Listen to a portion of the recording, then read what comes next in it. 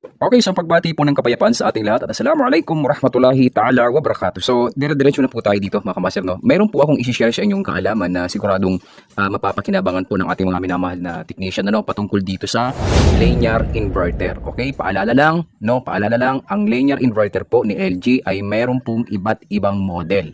Okay, so ang ituturo ko ho sa inyo base ito sa experience natin at napatunayan natin na tama ho yung ating mga diagnosis na siya namang i-share ko sa inyo baka sakali makatulong just in case na kayo po ay magto-troubleshoot o gagawa ng linear inverter na side by side na may model na FLA. Ito po, ito po.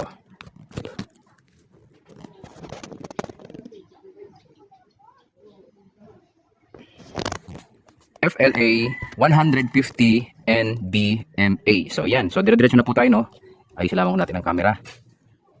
Okay, yan. So, halimbawa, no, pupunta kayo sa isang site, no, at mag-check kayo ng linear inverter. Ang unang-una nyo pong titingnan, syempre, yung model. Kapag ang halimbawa nakita nyo yung model ay FLA 150 NBMA, unang-una nyo titingnan yung kanyang, yung socket po nito. Ito po, yan, yan. Yung socket po ng compressor, ang unang-una nyo titingnan. Okay, pag tinanggal nyo ito, tanggalin nyo yung socket, then tingnan nyo yung wire. Ang pinag-uusapan po natin dito ay linear inverter na compressor.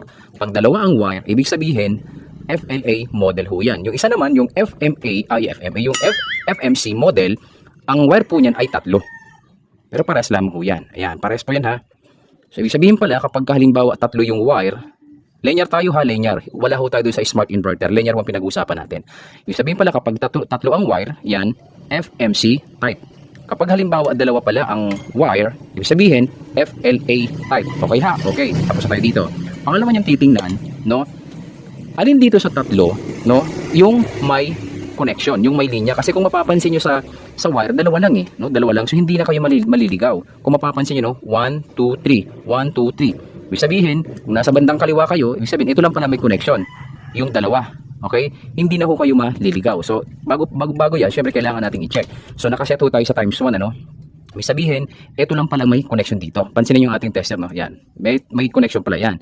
So, pag nilagay mo yan dito sa right side, ibig sabihin, walang connection. Walang connection. So, proceed tayo dito. Ibig sabihin, dalawa lang ho talaga ang may connection kapag FLA model. Ngayon, ang susunod nating gagawin, no? Kasi, ito pa ay tulong sa ating mga kababang technician, no? Maya-maya ko na ho ipapaliwanag sa inyo kung ano ang naranasan nating problema sa compressor to. Ito po ay operational, pero maya-maya ko po sa inyo ipapaliwanag kung ano ang depekto ng compressor na ito para sakaling magkaroon kayo ng pagkakataon na makapag-troubleshoot. At least kapag pinanood nyo ito, no, agad-agad ho kayo magkakaroon ng idea na siya naman magagamit niyo sa inyong troubleshooting. Okay. So ang susunod natin, si Baong, ang una, tingnan niyo kung ano yung socket type, double o triple. Okay? Pag triple pala, ibig sabihin linear inverter na FMC type. Pag double pala, ibig sabihin FLA type. Okay? So ang susunod, sabi ko nga sa inyo, hanapin niyo pa rin para hindi kayo naliligaw. Okay? So ibig sabihin, ito walang connection. Yung dalawa lamang ho na ito. Okay? So susunod natin, iset ho natin sa resistance.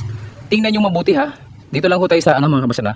Dito lamang ho tayo sa dalawa na to. Tingnan niyo ho yung ating tester kung anong inyong kikita. So kahit pagbalik-baliktaran niyo, walang problema ho yan. Baliktaran niyo. Bahala ka sa buhay mo. Ginusto mo yan. Kahit pagbalik-baliktaran mo, walang problema ka, master. Okay, so ilagay na natin dito. Tingnan niyo ha, tingnan niyo kung ano makikita niyo sa tester natin. Tingnan niyo kung anong reading.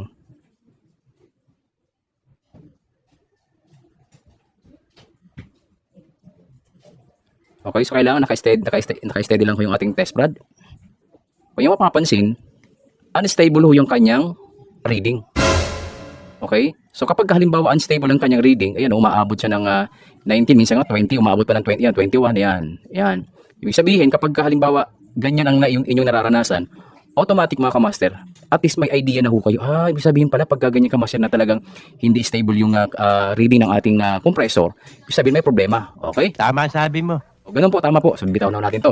So, kung nyo makikita, nagbabari ho yung kanyang reading. Okay? May 31, may 9, may ang dami. Kita nyo naman, di ba? So, ang tanong ka, master, ano ba ang tamang reading kapag halimbawa mga linear inverter? So, ituturo ko sa inyo, no? Ayan, para hindi ho kayo naliligaw.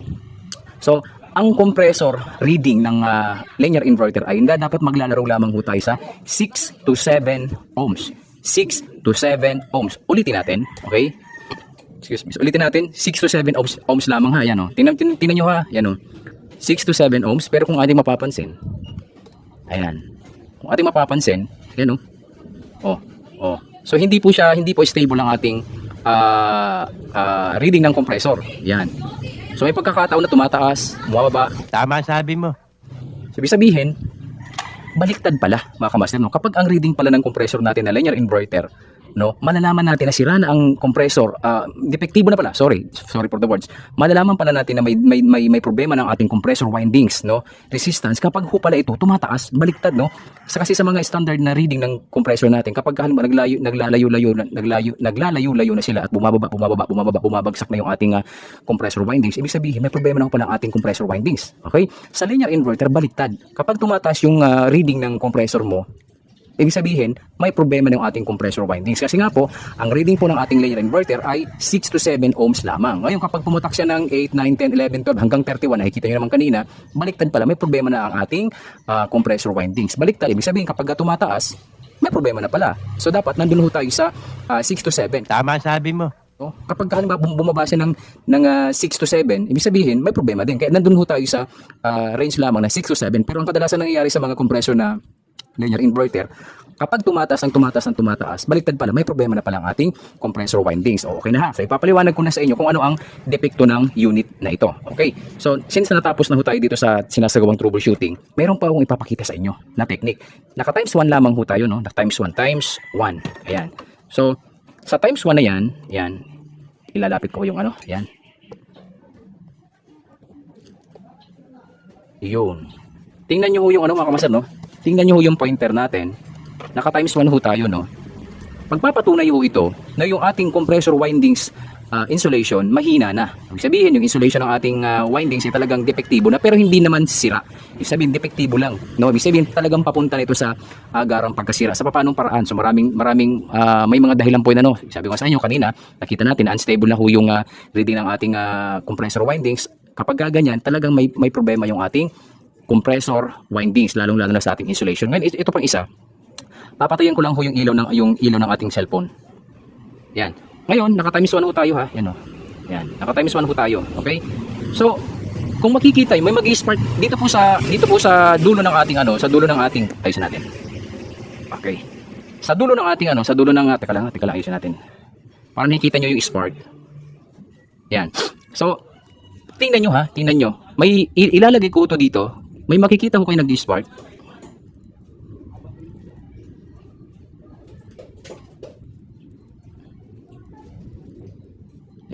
Yan o. Nakikita nyo ba nag-spark mga kamaster, no? Sa terminal ng ating compressor, sa common at saka sa power. Yan, ito yung common sa baba, yung power naman sa taas, nag-spark. Tapos yung ating tester, di ba? Yan o. Baka sabihin nyo, yan o. Okay? Yan o. So ulitin natin ha. Oh, pag kiniskiso natin yung ating test prod sa ating sa compressor terminal, may makikita ko yung spark. Okay, ano, di ba nag-spark? Yan o. Then sa taas naman, kita nyo, nag-spark. Ayusin natin. Yan o. Kapag kinikiskiso natin yan dyan, may nakikita tayong spark. Yan o. Okay, sa baba naman. Okay, so, ayusin natin. Yan, pag ginaganon nyo yan, ikikiskiso natin to. Yan o. Kita nyo? So nakikita nyo na may nag-spark na parang kuryente. So pagpapatunay po yan, yan o. So pagpapatunay po yan na ang insulation po ng compressor na ito ay manipis na ho. Okay, manipis na ho ang insulation ng ating compressor windings na nagiging sanhi ng, ayan, iano ko na, isa natin, yan. Op. Yun. So, kaya ko pinaliwanag ho sa inyong mga bagay na ito, no? Para at least na nakakatulong ho tayo sa ating mga kababayan na technician, no, na kapag ho kayo naka-encounter ng ganito, no, na yung compressor resistance windings ay unstable na babataas pero mas majority na mas mataas yung reading. Ibig sabihin, wala na po tayo dun sa tamang range ng reading na 6 to 7 ohms lamang. Ibig sabihin pala, baliktad pala pagka linear inverter pala, kapag ang reading ng compressor windings ay mas mataas na dun sa inaasahan nating 6 to 7 ohms, ibig sabihin pala may problema ng ating compressor windings. Manipis na ho ang insulation. At pangalawang pagpatunay, kapag kiniskis nyo ho yung dalawang test rod na to, yung dalawang dulo ng test rod na to, no, yan, ay nag-i-spark po. So pagpapatunay po yan na talagang may problema ng ating compressor windings. Dapat naka times 1 lamang po kayo. Kasi pagka sinet nyo ho yan sa times 10, 100, 1K, 10K, wala ho yan. Maniwala ko kayo. Times 1 lamang ho yan. So sa times 1 na yan, para nating nakukuha ngayon yung accuracy ng ating compressor insulation, no? Na kapag halimbawa dalawa ang ebidensya natin, yung isa dito sa compressor windings na babataas pero mas majority yung mataas, no. Ibig sabihin pala baliktad, pag mataas ng reading, ibig sabihin may problema ng ating compressor windings. Pangalawang ebidensya, yung kapag nag-i-spark ho dito, ibig sabihin talaga mababa na ho yung manipis na ho yung compressor insulation natin. Ngayon ang tanong ka, master, anong nangyayari? Ano magiging epekto nito sa compressor kung sakali man na ganyan na ang reading? Ayan. So, i-reveal ko na ho sa inyo. Itong compressor na to, galing ho ito dito sa ating minamahal na customer. Ito lamang, stone throw lamang, siguro mga 5 minutes lang yung dinalakad ko dito sa amin. Nagpa-check ho sa atin yung ating minamahal na customer noong November. Okay, December, sorry. Noong December. Okay, December 9, nagpa-check ho sa atin. Pero yung nga, pina-check na rin ho ni ma'am yung kanyang refrigerator na side by side sa service center. At nung nakita nga ng service center na hindi nga yung compressor na to, itong compressor na to ay namamatay, pinalitan agad nila ng inverter board. So wala namang bayad yon, no? Nung pinalitan ng service center ni LG ng inverter board, ganun pa rin umaandar. Pagkalipas ng 5 minutes, namamatay. So sabi ni LG, babalikan na lang daw ho namin, ma'am, kasi i-report pa nila sa opisina na namamatay pa rin yung compressor na to. Ngayon nagpa-second opinion sa atin si madam. Okay, nung pinuntahan natin to, so may mga daladalahan nga tayong pang testing, na-found out natin na may problema talaga ang compressor windings. Kaya po siya namamatay kasi nga po failed na po yung compressor windings. Yung resistance o yung insulation ng ating compressor windings ay failed na po. Kaya pagkalipas ng 5 minuto, no, namamatay ho yung compressor. Okay? Then maya-maya aandar na naman. So wala naman ho tayo nakitang leak, walang leak ang system. Pero ito po ay 4 na taon na. Okay, 4 na taon na. So kadalasan nangyayari po ito kapag ang compressor ay tumungtong na ng 3 taon hanggang 4 na taon. Asahan nyo na ang linear inverter natin ay prone sa pagkasira kapag tumungtong na po yan ng 3 hanggang 4 na taon. Kasi ang ating mga inverter ngayon, ang buhay po talaga niyan 3 to 5 years lamang. Real talk lang po, hindi sa paninira, real talk lang. 3 to 5 years lamang po talaga ang buhay ng mga inverter natin ngayon. Mapa-aircon man yan, refrigerator, chiller, freezer, o washing machine, basta inverter, 3 to 5 years lamang ho talaga ang buhay niyan. Ngayon, nung sabi ko kay madam na compressor nga ang problema, so nag-request si madam kay LG na replacement ng compressor. Ang problema po, wala na ho yung resibo ni madam. Kaya sabi ni LG, i-charge na po namin kayo dyan, ma'am. Yun. So, syempre, wala tayong magagawa. Gumastos po si madam ng 22,000 sa replacement ng compressor. Kasi ang compressor na to, umabot siguro to sa ng mga 15,000 to 17,000. No? So sayang kung naitabi nyo ho sana yung resibo ng refrigerator nyo, maaaring na-avail nyo ho yung warranty. Pero since nga na gusto pang ipaayos ni madam yung refrigerator na to, gumastos po siya ng 22,000. Kasi siyempre side by side ho, ang mahal ho ng side by side. Kung bibili si madam ng worth na 22,000 na refrigerator, pwede naman pero mas maliit. Kaya alhamdulillah, salamat sa Diyos, nung napalitan na ni LG ng compressor, ayun, hanggang ngayon buhay ho yung refrigerator ni madam. Kaya nga nung December na yun, nung pinalitan, nung duman ako, sabi, Kamaster, kunin mo na lang tong compressor. Sabi ko, okay yan mama. Sa akin na lang, sa'yo na wala namang kasi iniwan na lang dito ni LG, kala ko nga dadalhin nila, iniwan na lang itong compressor. Kaya kinuha ko na lang kasi binigyan ni customer. Kaya sabi ko, tama-tama ho yan ma'am, pag nagkaroon ng pagkakataon, ibablog ko ho ito. So ito na nga po, okay? So kapag gaganyan po, yung naranasan nyo, yung nakita nyo kanina na yung reading ng ating compressor, ito ha, tingnan nyo. Ayan, kapag ganito makikita nyo, yan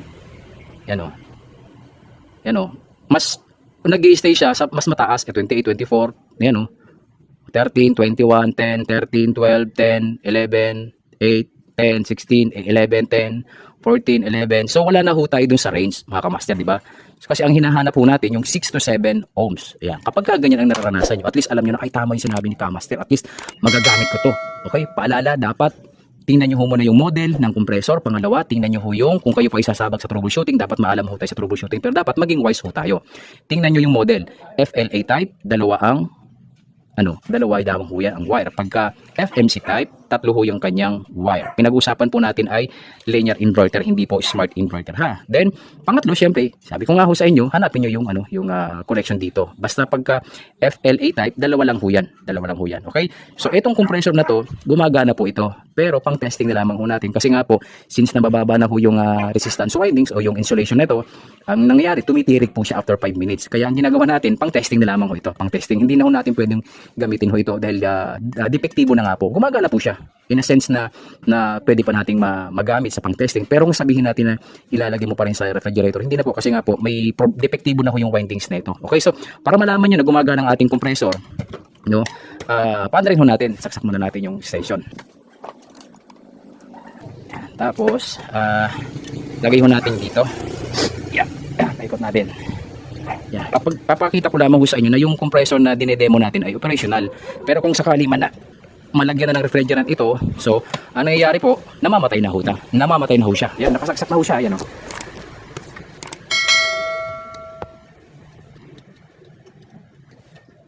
Then, una natin. Ayan, okay? Una natin. Boom. Teka lang, hindi na nakasaksak. Ay, hindi nga nakasaksak. Teka lang ha, makamasyan. Saksak na natin.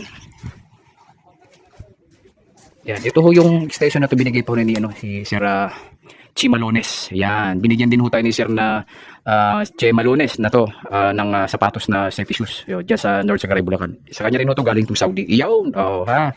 Ito na tayo.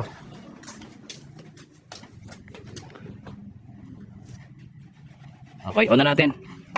Boom, yan o.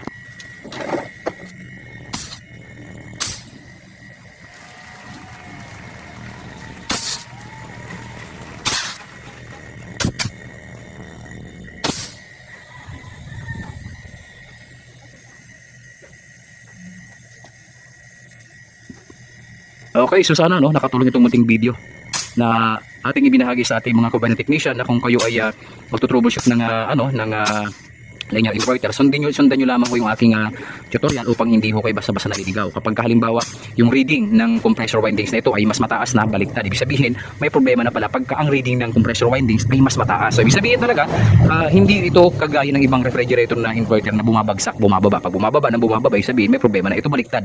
The more na tumataas pala ang reading ng compressor windings ng ating linear inverter, pasira ng pasira. Ibig sabihin panipis na ng panipis ang insulation ng ating compressor windings, mga kamas. Ayan, So ito po ay operational po ito, pero yun nga, depektibo ho yung na ito, compressor windings. Kapag halimbawa kinakargahan na siya ng refrigerant ay may pressure na, tumitirik ho yung ating compressor. Ayan. Pero kapag wala siyang pressure, ayan, gumagana naman, pang testing na lamang ho natin ito. Ayan. Okay. So kapag halimbawa tumitirik ang compressor ng refrigerator nyo, kuhanan nyo ho muna ng resistance windings. Kapag mataas, ibig sabihin depektibo ng ating compressor, mga kamasar. Okay? So off na ho natin. Yun. So maraming salamat po sa inyong lahat at magandang hapon po.